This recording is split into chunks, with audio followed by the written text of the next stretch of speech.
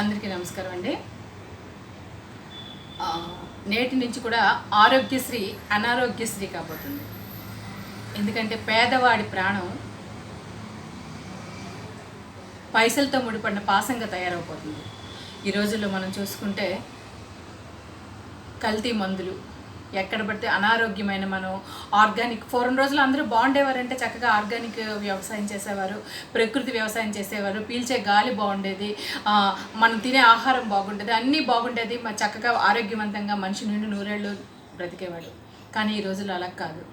ప్రతి వ్యక్తి కూడా చిన్న పిల్లల దగ్గర నుంచి కూడా మన కరోనా వచ్చింది, ప్రపంచాన్ని ఒక ఒక అతలాబతలం చేసేసింది. ఆ కరోనా వ్యాక్సిన్స్ రూపంలో ఎంతోమందికి వ్యాక్సిన్స్ వేసి వాటి రూపంలో వాటిని వాళ్ళు బ్రతికించడానికి కానీ వందల మంది, వేల మంది, లక్షల మంది ప్రపంచవ్యాప్తంగా మనుషులు ఎంతోమంది చనిపోయారు. ఇలాగా వైరస్లు వ్యాపింపడం కానీ ఇవి కానీ అది కానీ మనిషి భయం భ్రాంతులతో బతుకుతున్నాడు.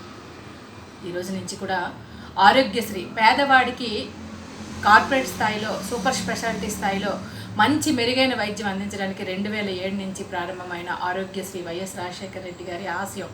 ఆ ఆరోగ్యశ్రీ అంటే కాంగ్రెస్ ప్రభుత్వ హయాంలోనే ఎప్పటి నుంచో ఆరోగ్యశ్రీ సేవలు ఉన్నప్పటికీ కూడా ఆయన ఆశయ సాధనలో ఆరోగ్యశ్రీ సేవలు ఎంతో బాగా మెరుగుపడి పేదవాడి ప్రాణం కూడా సూపర్ స్పెషాలిటీ హాస్పిటల్స్లో పేదవాడికి కూడా మెరుగైన వైద్యం అందించాలనే ఉద్దేశంతో పెద్ద పెద్ద హాస్పిటల్లో సుమారు 200 రోగాలకు పైచలకు మెరుగైన సూపర్ స్పెషాలిటీ హాస్పిటల్లో ప్రభుత్వమే ఉచితంగా చేయిస్తూ వస్తుంది.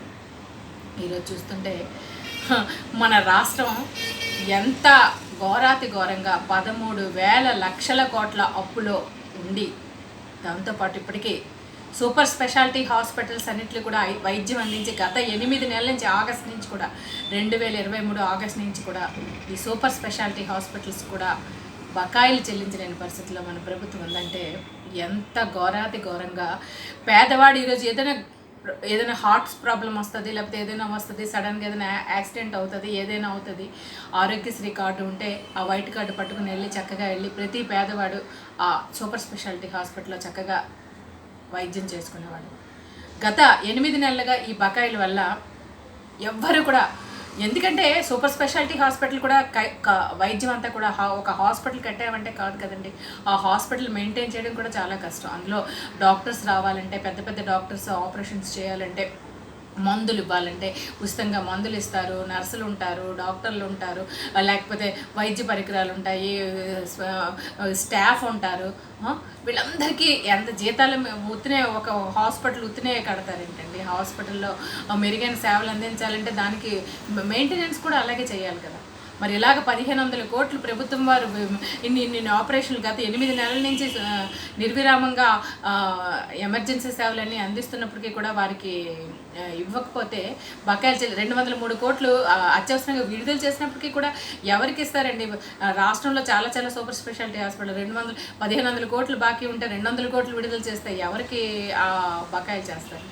ఈరోజు పేదవాడు గ్రామీణ ప్రాంతాల నుంచి, పట్టణ ప్రాంతాల నుంచి ప్రతి పేదవాడు, వైట్ కార్డ్ హోల్డర్ ప్రతి వాడు కూడా సూపర్ స్పెషాలిటీ హాస్పిటల్లో కార్పొరేట్ స్థాయికి ధీటుగా తన ప్రాణానికి పణంగా ప్రతివాడు హ్యాపీగా ఆరోగ్యంగా ఉండడానికి వైద్యం చేయించుకోగలుగుతున్నాడు అంటే ఆరోగ్యశ్రీ. అలాంటి సేవలు అంటే ఈ ప్రభుత్వం ఇచ్చే పథకాలు కానీ, ప్రభుత్వం చేసే పనులు కానీ నవరత్నాలని నాసిరత్నాలు అయిపోయి ప్రభుత్వం ఎంత అధ్వాన స్థితిగా, అంటే మన ఫ్యూచర్ ఎప్పుడైనా ఒక జనరేషన్ కోసం ఆలోచించుకోవాలండి. ఎప్పుడైనా సరే మనమైనా ఉన్న ఒక తల్లిదండ్రులుగా పిల్లలు ఈరోజు కాదు, ఈరోజు మనం తిన్నామా ఉన్నామా వెళ్ళిపోయామని కాదు, రేపు తర్వాత మన పిల్లలకి ఎప్పుడైనా అంటాం కదా, మన తాతలు ఏం ఆస్తులు ఇచ్చారు, మా తాతలు ఏమి ఇవ్వలేదు, అందుకే మేము ఇలా ఉన్నామంటాం.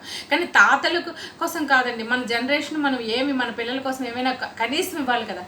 ఈరోజు మన రాష్ట్ర ప్రభుత్వం 13,000 లక్షల కోట్ల అప్పు చూపిస్తే రేపు కొత్త ప్రభుత్వం వచ్చినా ఏం చేయగలరు చెప్పండి.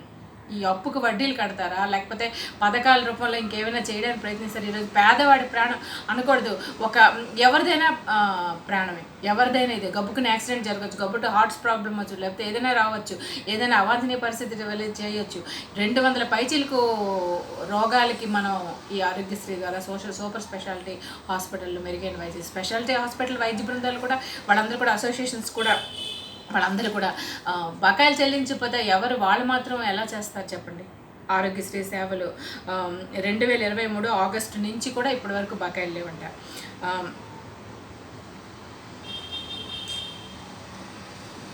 బిల్లులు పెండకున్నాయి 1500 కోట్లు.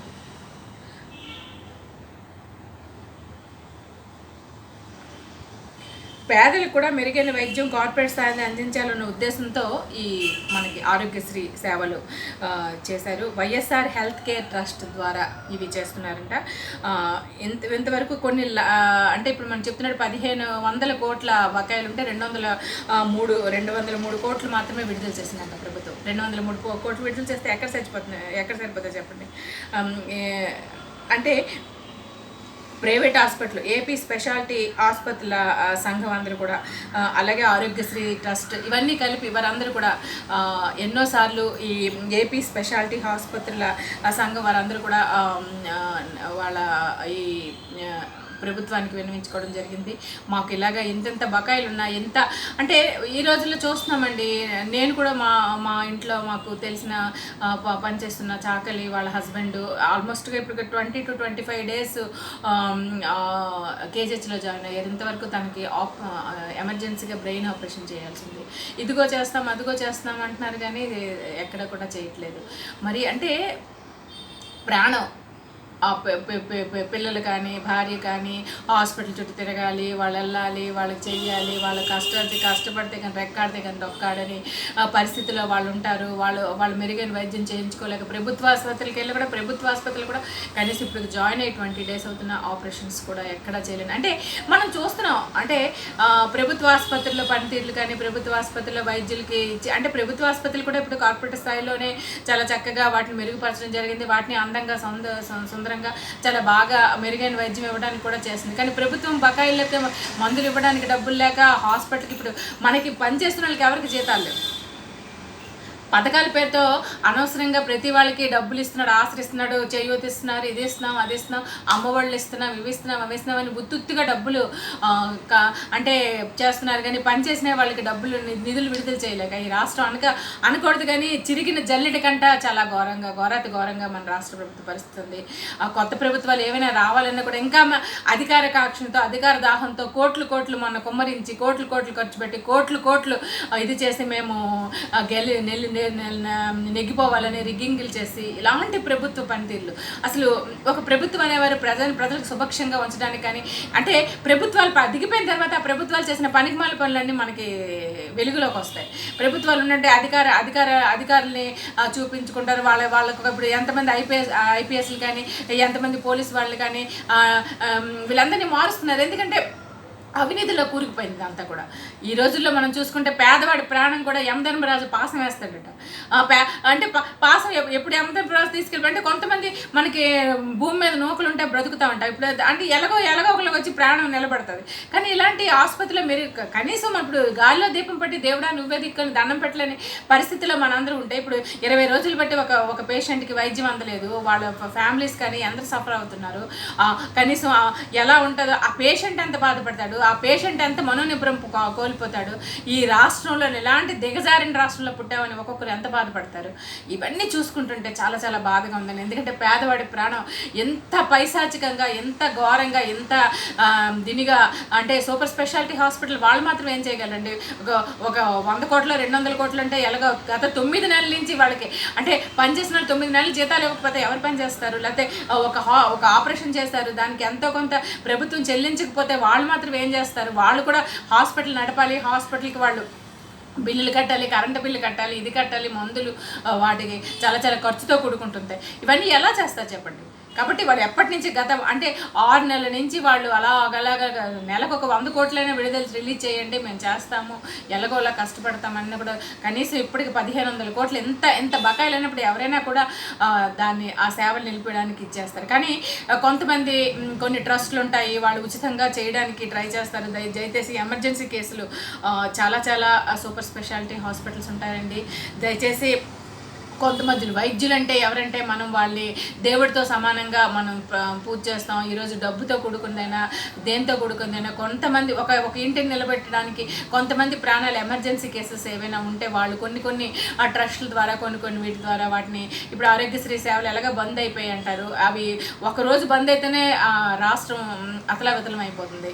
అలాంటిది ఇంకా మరి ఇవి ఎప్పుడు అవుతారో వాళ్ళు కూడా సూపర్ స్పెషాలిటీ వాళ్ళ ఉద్యోగులు వాళ్ళందరూ కూడా వాళ్ళు కూడా మేము మార్గము ఎంత 1500 కోట్లు అయితే 203 కోట్లు గవర్నమెంట్ రిలీజ్ చేస్తే ఎలా అవుతుందని వాళ్ళు కూడా గట్టి పట్టుదలతో ఉన్నారు. కాబట్టి దయచేసి కొన్ని ట్రస్టులు ఉంటాయి ఉచితంగా పేదవాళ్ళకి మెరుగైన వైద్యం అందించడానికి వాళ్ళు ట్రై చేస్తుంటారు. కాబట్టి ఈ ఆరోగ్యశ్రీ సేవలు ఎలాగ పొందాయి కాబట్టి కొంతమంది డాక్టర్లు వాళ్ళ దీంట్లో తీసుకొని పేదవాళ్ళకి కొంత ఎమర్జెన్సీ కేసెస్ ఏమైనా ఉంటే వాటిని వాళ్ళకి సర్వీస్ చేయడానికి ప్రయత్నించండి దయచేసి. ఎందుకంటే ఒక ప్రాణం పోతే మళ్ళీ వెనక్కి తీసుకురాలి. కాబట్టి దయచేసి ఈ ప్రభుత్వం ఎంత బకాయిలు ఎవరికైనా కష్టం అండి. 1500 కోట్లు అంటే ఆరోగ్యశ్రీ ఇంకా నడిపి అంటే ఎలా నడిపిస్తారు? నడపడం కష్టం. వాళ్ళు కూడా హాస్పిటల్స్ వాళ్ళ సొంత డబ్బులు పెట్టుకొని ఒక హాస్పిటల్ కట్టారంటే ఒక బిజినెస్ స్టార్ట్ చేశారంటే దాంట్లోనే మనకి ఏదైనా ఆదాయం వస్తేనే మనం చేస్తాము. ఆదాయం రాకపోతే మన చేతుల్లో పెట్టుకొని మనం ఒక హాస్పిటల్ నడపాలన్నా కూడా కష్టం. కాబట్టి ఏదైనా ఇప్పటికీ కూడా ప్రభుత్వ చర్యలు, ఎందుకంటే ప్రభుత్వం అన్నీ కూడా ఈ పెట్టిన నవరత్నాల పథకాలు, నాశరత్నాల ఆరోగ్యశ్రీ, అనారోగ్యశ్రీ ప్రతిదీ కూడా ఈ గవర్నమెంట్ ఎందుకుందో ఈ రాష్ట్రంలో ఎలాంటి దుర్భిక్షమైన రాష్ట్రంలో మనం ఎందుకు పుట్టామని మనం బాధపడకుండా, ఎందుకంటే ఏదైనా ఒక కుటుంబానికి, ఒక పేద కుటుంబానికి ఏదైనా గబ్బుకుని జరిగితే ఆ తల్లి పిల్లలు ఆ ఫ్యూచర్ జనరేషన్, ఇప్పుడు ఈ రోజుల్లో మన రాష్ట్రంలో పుట్టిన ప్రతి ఒక్కరు కూడా ఫ్యూచర్ జనరేషన్ అంతా కూడా బాధపడతారు. ఈరోజు మన రాష్ట్రంలోని మనకు జరిగిన ఏంటంటే ఎలక్షన్ వచ్చేసరికి ఎక్కడెక్కడి నుంచో వాళ్ళందరూ పరిగెట్టి వచ్చి తమ బాధ్యతగా ఈ రాష్ట్రంలోని ఇలాంటి దుర్మార్గ పాలన అంతం చేయాలని వాళ్ళందరూ కూడా కలిసికట్టుగా వచ్చి దాన్ని స్వస్తి పలకడానికి వాళ్ళ వంతు ప్రయత్నం చేశారు. కాబట్టి ఏం చేయగలము? ఎవరైనా డబ్బుతో ముడిపడి ఉంది కాబట్టి 1500 కోట్లు బకాయిలు ఉన్నప్పుడు ఎవరైనా మనం దండం పెట్టి మన ప్రాణమైన డాక్టర్లు కూడా, వైద్యులు కూడా ఏం చేయలేని పరిస్థితి. కాబట్టి వాళ్ళు కూడా మనుషులే, వాళ్ళు కూడా ఆలోచిస్తారు, వాళ్ళు కూడా మనసు ఉంటుంది, వాళ్ళు కూడా వైద్య నారాయణ హరి అంటాం. కాబట్టి వాళ్ళు కూడా ఆలోచిస్తారు, కానీ వాళ్ళ చేతుల్లో పెట్టుకుని ఎవరు కూడా చేయలేరు. కాబట్టి దయచేసి ఈ ప్రభుత్వం వెంటనే దిగి వచ్చి వాళ్ళకి పేదవాడి ప్రాణానికి పణంగా పెట్టి ఇది చేసే కాదండి. పేదవాడి ప్రాణం కోసమే ఆ 2007 నుంచి ఇప్పుడు సుమారు ఇన్ని సంవత్సరాలు ఆరోగ్యశ్రీ పథకాన్ని నడుపుతున్నారు. కాబట్టి ఈ ఆరోగ్యశ్రీ పథకం ద్వారా ఎంత 1500 కోట్ల బకాయిలు ఉండడం వల్ల పేదవాడి ప్రాణంతో చెలగటం ఆడకూడదు దయచేసి. కాబట్టి ఈ హాస్పిటల్స్కైనా మనం ఏంటి విజ్ఞప్తి చేయగలం చెప్పండి? ఎన్ని 100 కోట్లు అంటే ఎవరు కూడా చేయడం కష్టం. కాబట్టి దయచేసి ప్రభుత్వం వెంటనే దిగివచ్చి వెంటనే ఆరోగ్యశ్రీ బకాయిలు వెంటనే చెల్లించి పేదవాడితో చెలగటం ఆడకూడదు. ఈ ప్రభుత్వం చేసే ప్రతి చర్య కూడా పేదవాడితో చెలగటంగా ఉంది. కల్తీ మందులు, నాసిరకం మందులు, అలాగే కల్తీ లెక్కర్లు, అసలు ఏది లేకుండా ప్రతిదీ మనం ఇప్పటికే పొల్యూషన్స్తోని, ఈ అనారోగ్యాలతోని, వైరస్లతోని బాధలు పడుతూ ఇలాంటి దుర్భిక్షమైన పాలనలో మనం ఉన్నాం. కాబట్టి దయచేసి వెంటనే ప్రభుత్వం దిగి వచ్చి వెంటనే ఆరోగ్యశ్రీ నిధులను వెంటనే రిలీజ్ చేయాలి మనస్ఫూర్తిగా కోరుకుంటూ, మన ఛానల్ మీకు నచ్చితే మన ఛానల్ని లైక్ చేయండి, షేర్ చేయండి, సబ్స్క్రైబ్ చేయండి. అలాగే మీ ఫ్రెండ్స్కి ఫార్వర్డ్ చేయండి మనస్ఫూర్తిగా తెలియజేస్తూ, పేదవాడి ప్రాణం పైసలతో ముడిపడి పాసంగా తయారవకూడదని మనస్ఫూర్తిగా కోరుకుంటూ వెంటనే ఆరోగ్యశ్రీ తొందరగా మళ్ళీ తమ సేవలు వెంటనే మళ్ళీ పునర్ప్రారంభించాలని మనస్ఫూర్తిగా కోరుకుంటూ అందరికీ thank you very much. Me Harsha.